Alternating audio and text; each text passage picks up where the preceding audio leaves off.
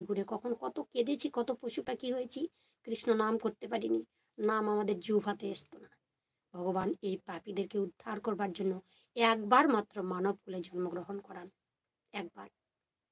আবার যদি এই এই জন্মে যদি ভালো কাজটা করে যেতে পারি, যদি আমরা মানব কুলটাকে আমরা ধন্য করতে পারি, আমাদের যেন উদ্দেশ্যটা যদি আমরা সফল করতে পারি, তাহলে আবার পর জন্মে আমাদের আবার এই মানব কুলে জন্মও দিতে পারেন। আবার যদি তার থেকে বেশি কার্য করে যেতে পারি, তাহলে আমাদের ভগবত ধাম প্রাপ্তি হলে আর পৃথিবীতে এই দুঃখ ভোগ করবার জন্য এই মৃত্যু লোকে আর জন্মগ্রহণ করতে হবে না। তারা মরণকে জয় করে নেয়, তারা অমরত্ব লাভ করে।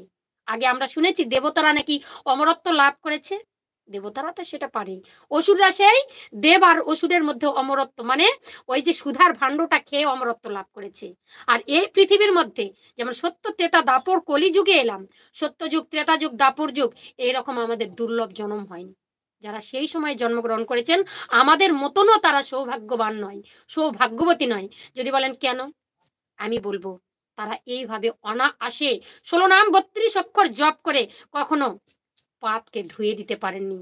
লক্ষ লক্ষ বছর, হাজার হাজার বছর তাদের আয়ু ছিল, আর তাদের ভগবান সহজে কৃপা করেননি।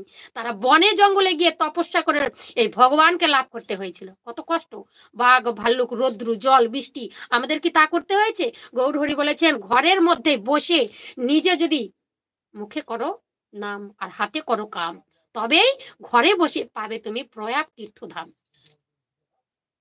জীবের সেবা করলেও গো কি করে মিলবে শিবের দর্শন। কেন? গানই হচ্ছে জ্ঞান, গানের মাঝে কি আছে? তাহলে ভগবান নিজেই কথাগুলো বলে গেছেন। আমরা পাপী তাপী, তাই তো আমাদেরকে সুযোগ দিয়েছেন। তাই আপনাদের কাছে অনুরোধ করব, কিছুক্ষণ কৃষ্ণ নাম করি, কিছুক্ষণ হরিনাম করি।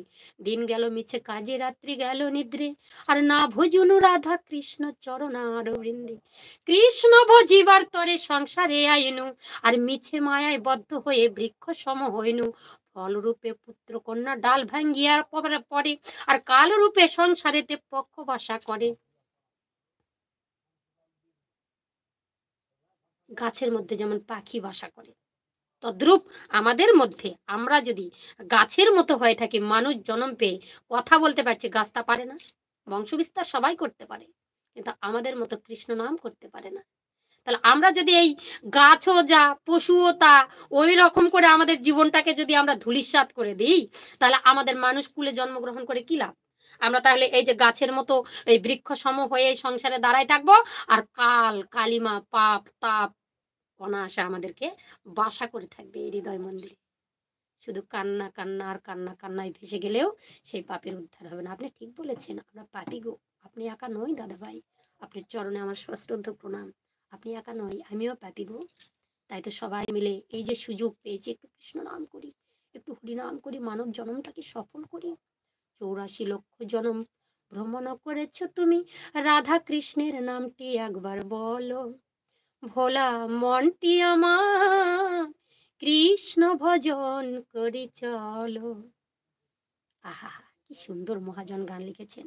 দেবাশিস বাবু আছে, সব্বাই আছে, সুভাষ ভাই আছে। আমি আর একজনকে দেখেছি এখানে, দেখেছিলাম নামটা, দেখেছিলাম তাকে।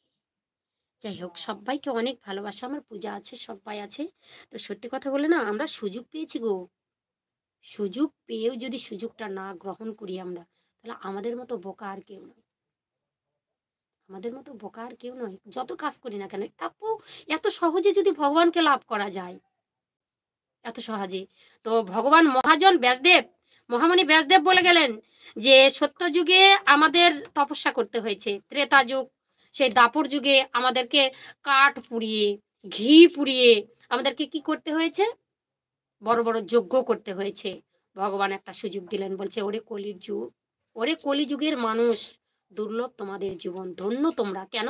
বহু জনম জনম ধরে এত কাঠ কুটা পুড়িয়ে তেল ঘি পুড়িয়ে মাখিয়ে শেষ করে দিলে ভগবানকে মিলল না। আজকে কলিযুগে তোমাদের একটা জিনিস তোমাদেরকে আমি বলতে বলবো, একটা জিনিস তোমাকে অবলম্বন করতে দেবো, সেটা দিলেই তোমরা ভগবানকে লাভ করবে। কি?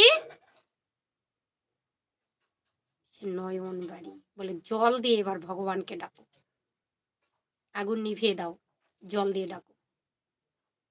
দুপোটা নয়ন বাড়ি দিয়ে যদি ভগবানকে ডাকতে পারি, ডাকার মতো যদি ডাকতে পারি, ভগবান আর দূরে থাকতে